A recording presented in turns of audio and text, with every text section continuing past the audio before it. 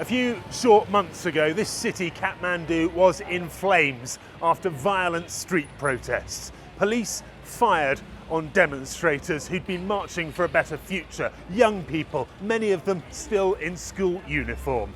The next day, Parliament, the Supreme Court, the Prime Minister's residence, state buildings across the country were razed to the ground. Last month, an election swept a new party into power, pledged to the youth movement's demands. Can it deliver? And what will happen if it doesn't?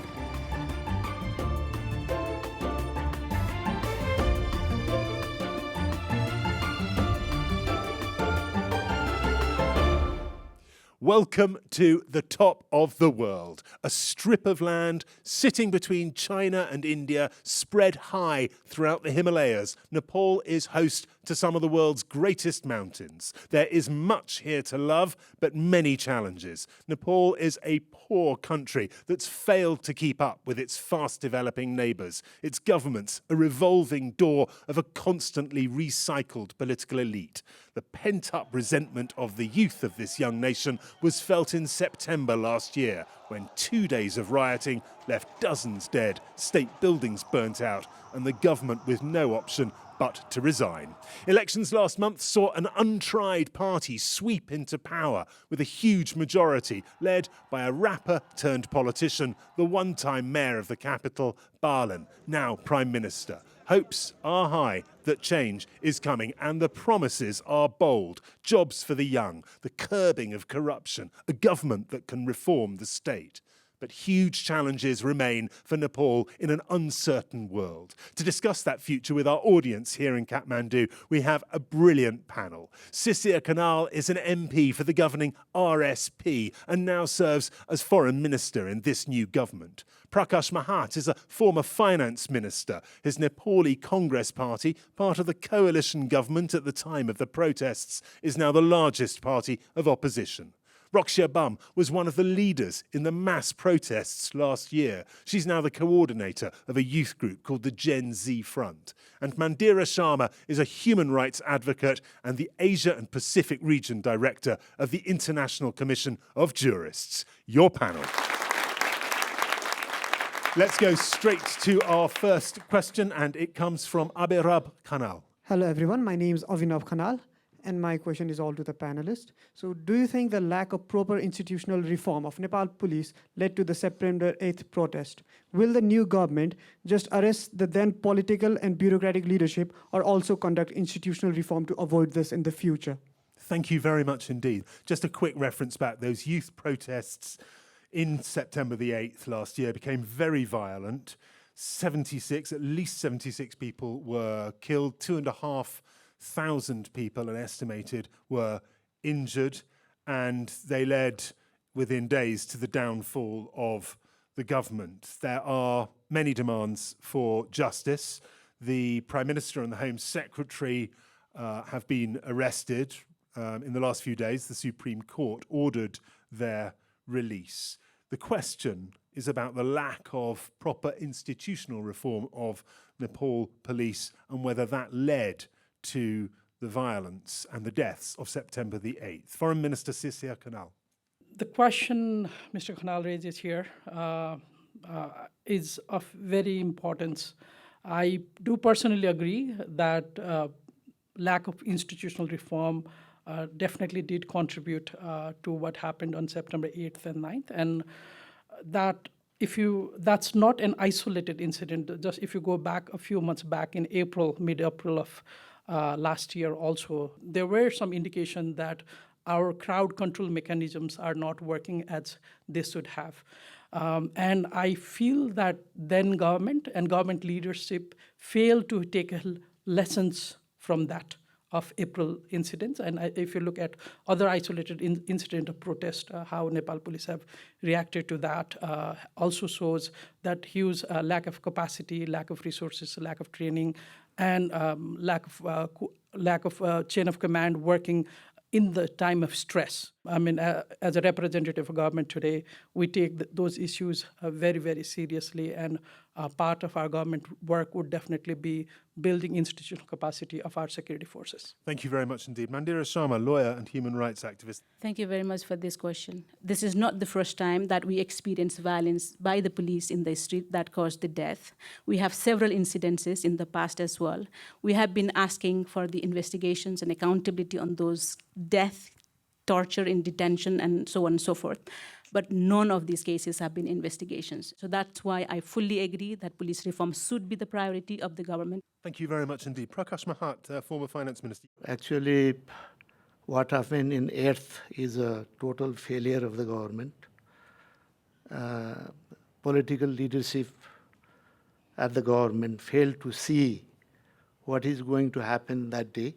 So it was unfortunate that that demonstration reached to the gate of, Parliament, which could be avoided easily. But at the same time, those who encourage even the political parties now in power, some of the leaders themselves, taking those innocent kids, young people.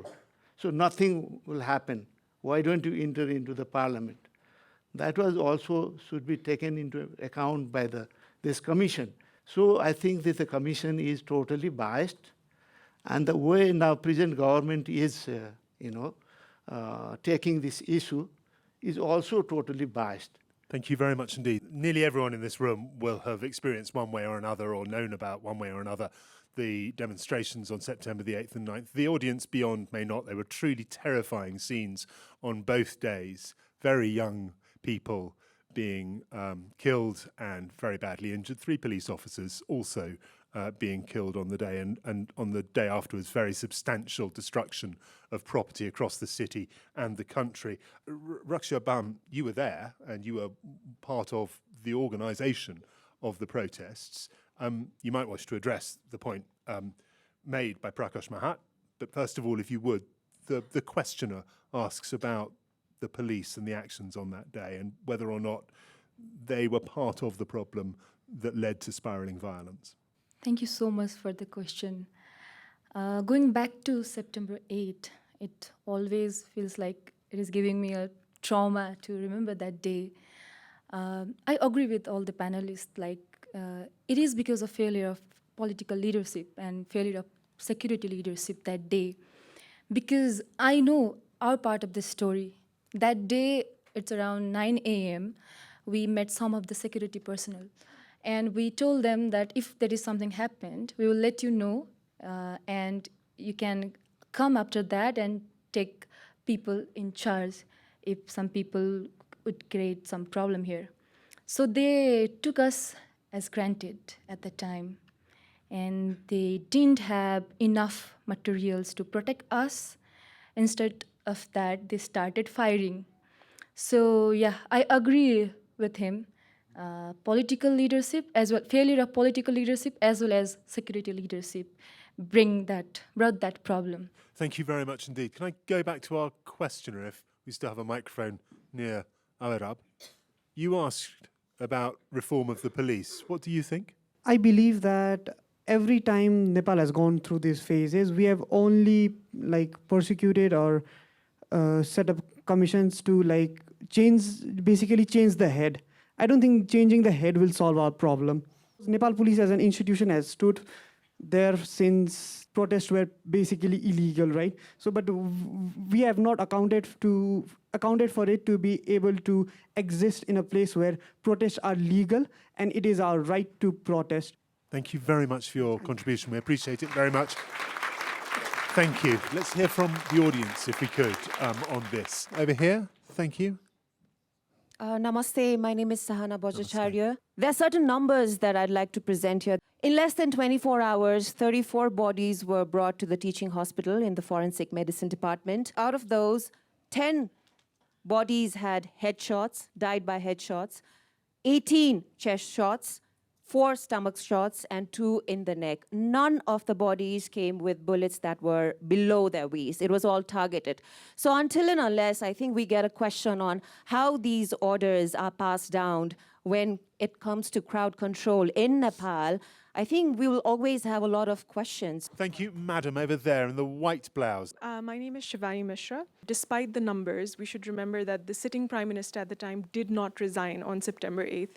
We should keep that at the back of the mind when we think about whatever ensued on the morning of September 9th. The prime minister had not resigned by then, despite the number of people who were killed on September 8th. Thank you very much indeed. Let us move straight on to our next question, and it comes from Banu Dabadi.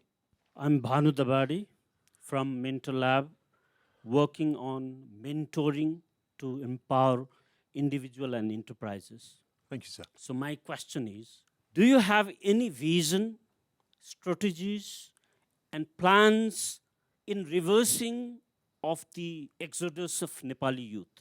Any timeline when it's going to start, when our people will come back to rebuild the country? Thank you very much, sir. Thank you for the question.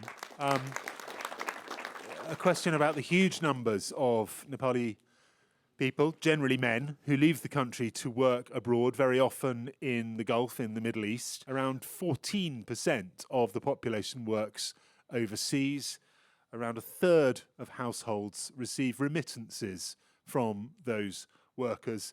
And on average, it's around 2,300 people every day leave Nepal to work and to find jobs that pay considerably better than many jobs here in the country. Raksha Ban, the question was about Nepali youth, of whom you are one. I mean, you must have friends, I presume, who at least talk about leaving or leave themselves. What is it that can be done to keep them in Nepal?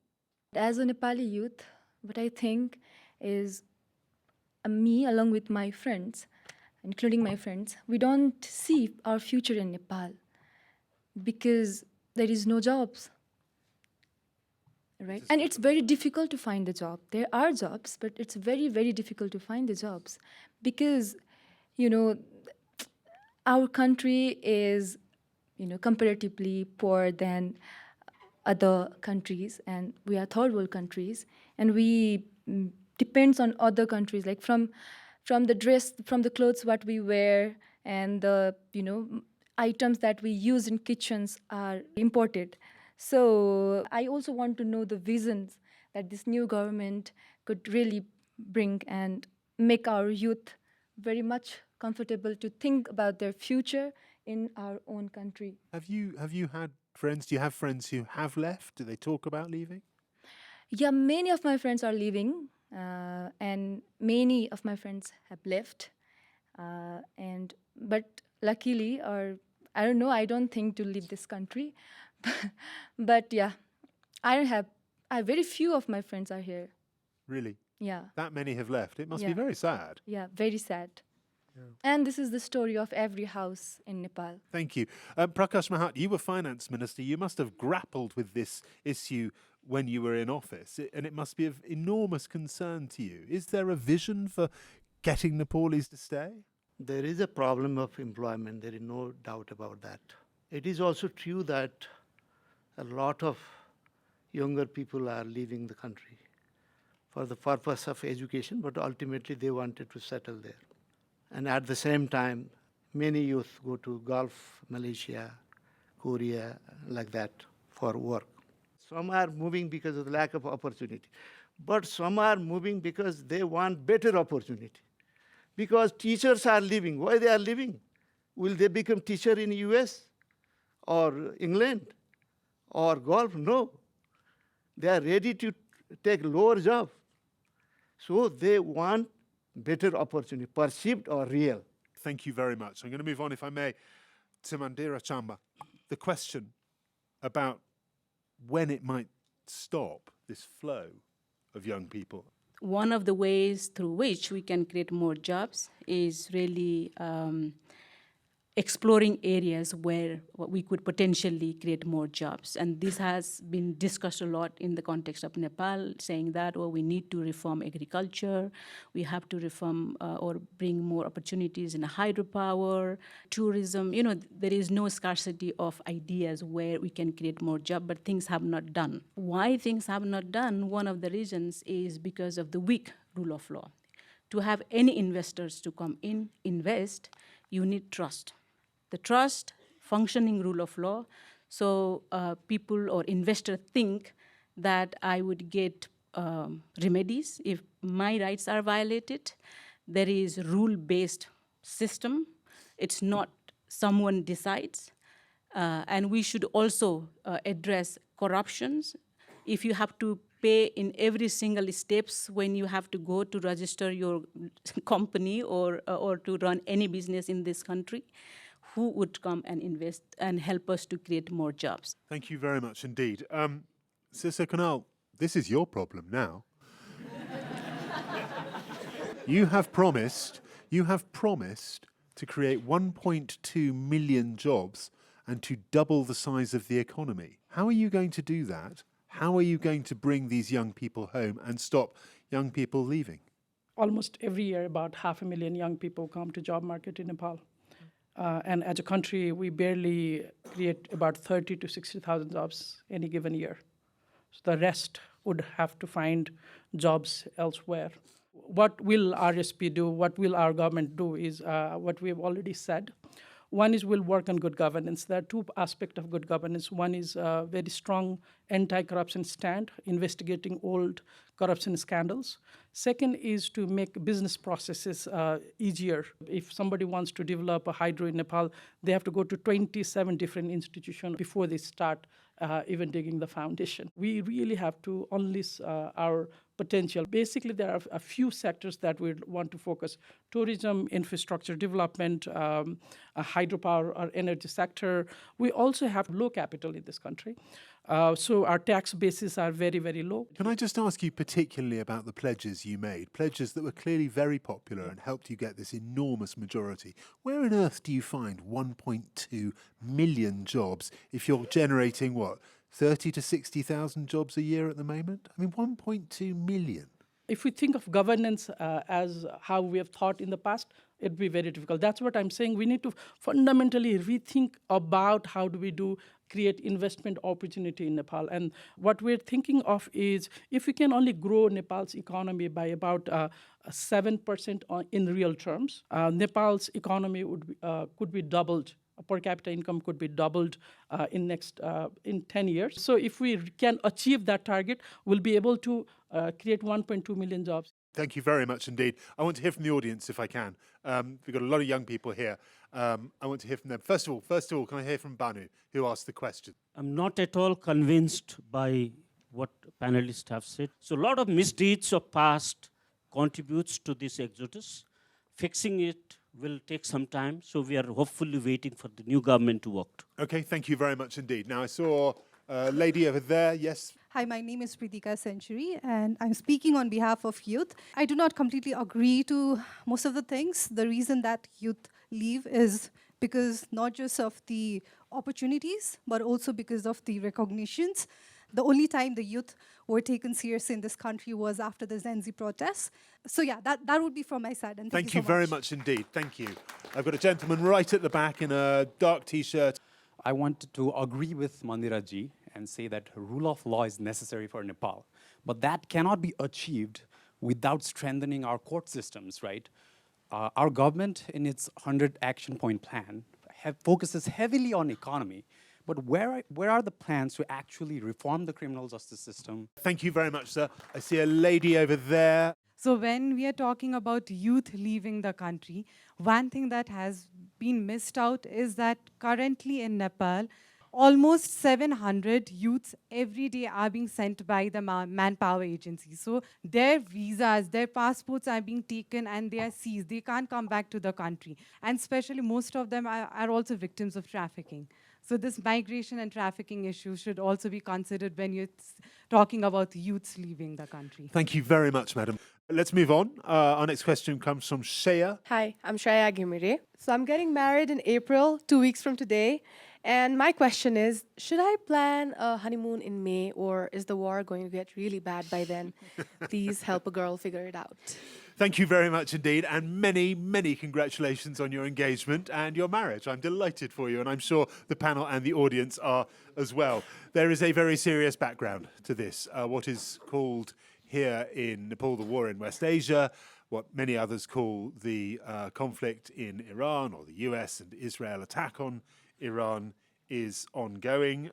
As we record this show, we are waiting for the deadline set by President Trump to run out. It is hours away at the time of recording. By the time of transmission, we'll know something of what has transpired. I'm going to ask you the impossible question, if I may. Mandira Sharma, how long is this war going to last? If I could, I would say now, right now. Yeah, it's very unfortunate that we are in this era where we have been witnessing several wars at the same time. We are also very, very concerned that the old order, the international law regime that was developed after the horror that we witnessed in Second World War is being forced to collapse. There are several attempts to undermine this system. There are several, I think, attempts to undermine the whole human rights, rule of law regime as well. And it's a threat globally. Unfortunately, it is not our war. We didn't start this. We didn't support this. But we are also suffering. Look at the price hike that we have been facing every day. Look at our people who are working in Gulf countries. They are also being affected. International law is very clear. This war is not according to international law that we have studied, that we have developed. But unfortunately, we are now entering into the era where might seems to be right. Thank you. Prakash Mahat, former finance minister, former foreign minister. When you look at the war, do you think this goes on for months? The way the power centers are behaving, you never know. It may end soon, or it may get prolonged, but world will suffer. Nepal is also going to suffer for two main reasons. Firstly, we have large number of people working in Gulf region, and many are already losing jobs, and they are insecure, no doubt about that. Even if they wanted to come back, we have very limited capacity. So I think we are going to be affected in so many ways. Thank you very much indeed. Ruksha Bam. First of all, congratulations on your wedding. From the younger generation of this country, we really want to, tell the world community and to the world leaders that first be the humanitarian leaders. Like we don't want to see your dangerous weapon. We want to experience peace now, because we have seen it all on September 8 and 9. And now the only thing we want is peace. Our globe is one home. We could be happy when there is a war in one room of a house and there is peace in one room, because this whole world is one home for us. We are global citizens right now. Thank you. Thank you very much indeed. Foreign Minister, countries in the region have been part of the mediation process Pakistan in particular. And you must have high hopes, or some hopes at least, that a ceasefire may emerge. But the question was about the longevity of this war. Can you address that? Let me also congratulate Shreya.